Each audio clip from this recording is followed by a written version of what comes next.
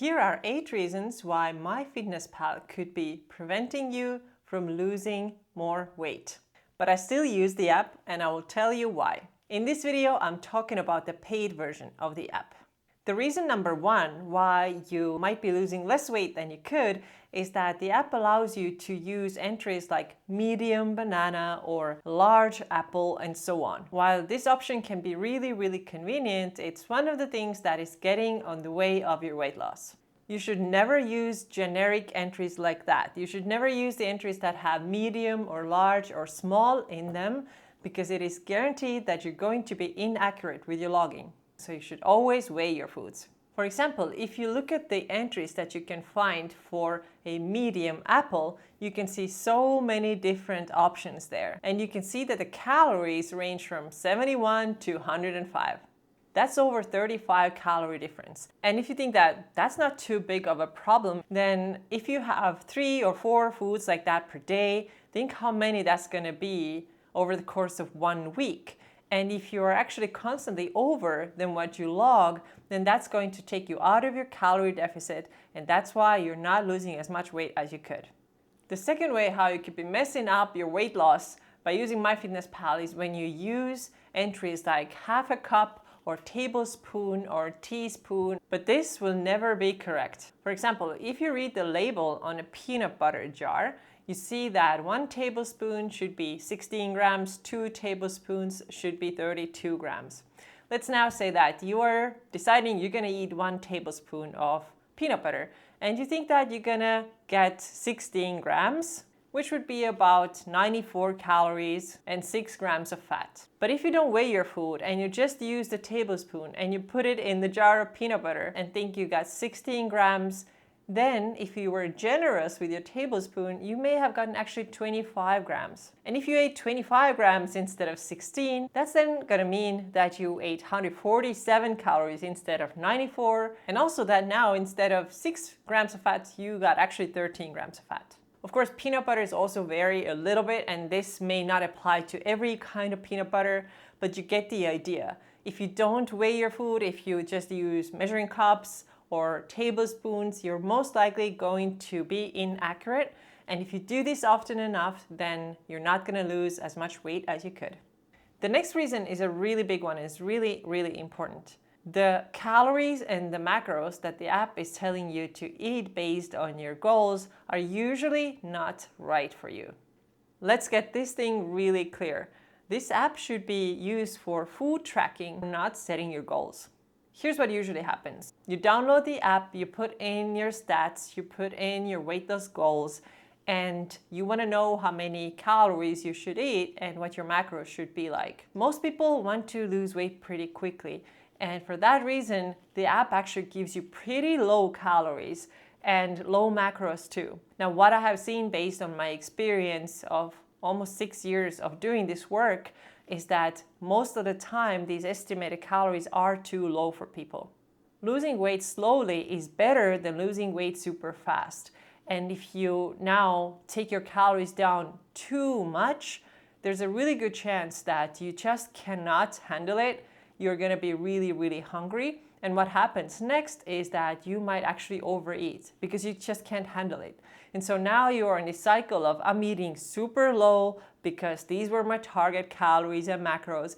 And then I'm so hungry and I'm gonna overeat. And then you go up and down like this. The other negative side about eating low calories is that it's really harmful for your metabolism. You're slowing it down way too much. You cannot build muscle if your calories are too low. You're not getting enough nutrients when your calories are too low. So this is definitely not something that I recommend at all, that you take these recommendations from the app. Setting your calories and macros should be something that a good coach will do for you. Or of course, you can figure it out yourself. If you have the time and energy to do it, you can do it yourself too.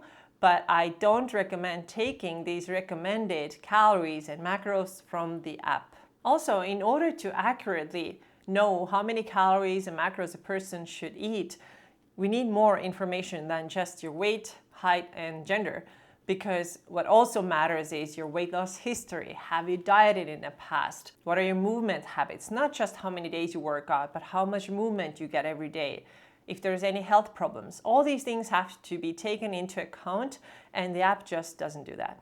The fourth reason how MyFitnessPal could be slowing down your progress is another really big one, and it's so important that you understand this. The app does adjustments based on how much you moved and how much energy you burned. And it also tells you that you can now eat some of the calories back. This is maybe the most annoying thing about this app.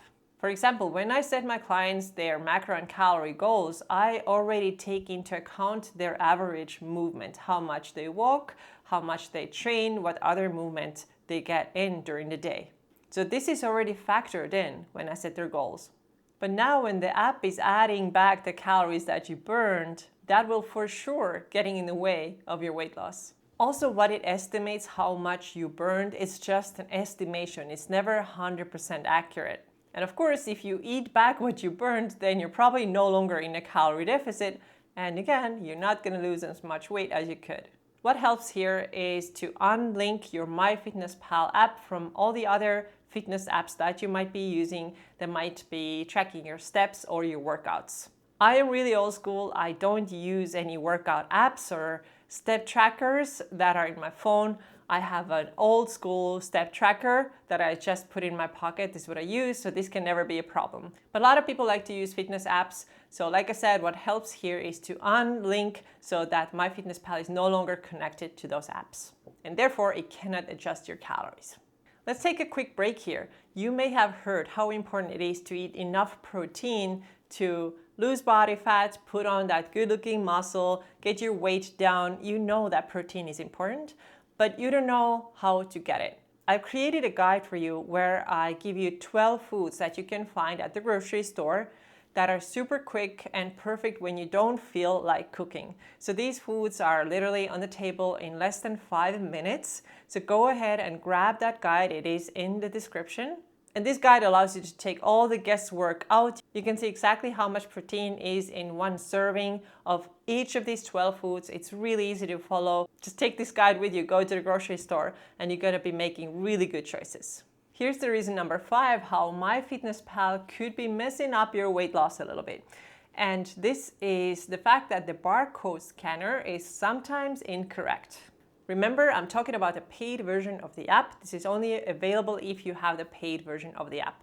Okay, so this hasn't happened too often, but it has happened a couple of times where I scan something and it finds a food that is actually not the one that I'm having. One time it happened with a protein bar. I scanned the code and it found me something totally different. So this is something that you have to double check. The other thing to make sure that you do is that you see if what the app found and if the nutrition label on that packaged food actually match, because there could be some inaccuracies there sometimes as well.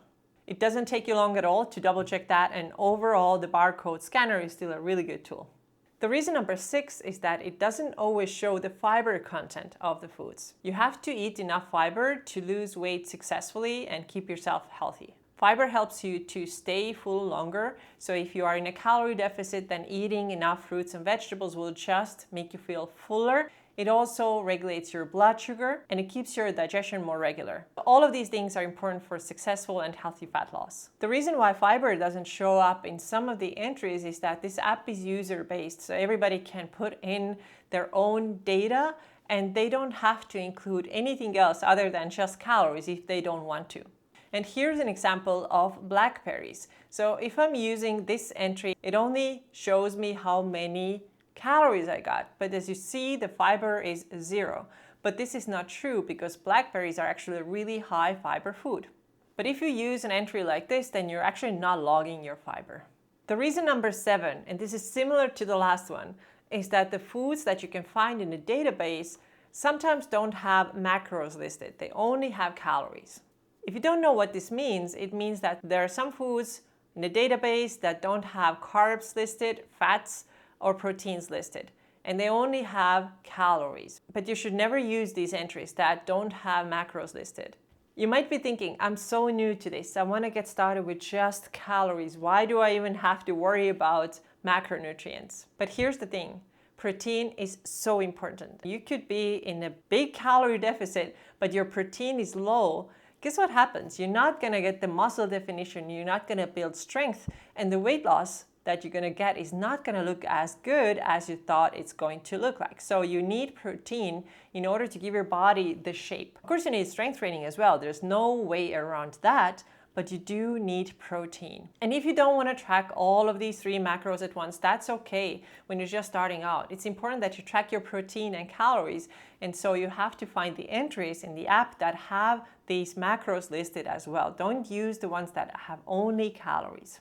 By the way, if you get this guide that I mentioned before that lists 12 foods that you can buy at the grocery store that are high in protein, in the same guide, I also help you to figure out how much protein you need so that you can start tracking that as well and make your weight loss and fat loss a lot easier. Don't forget to get this guide. It's linked in the description.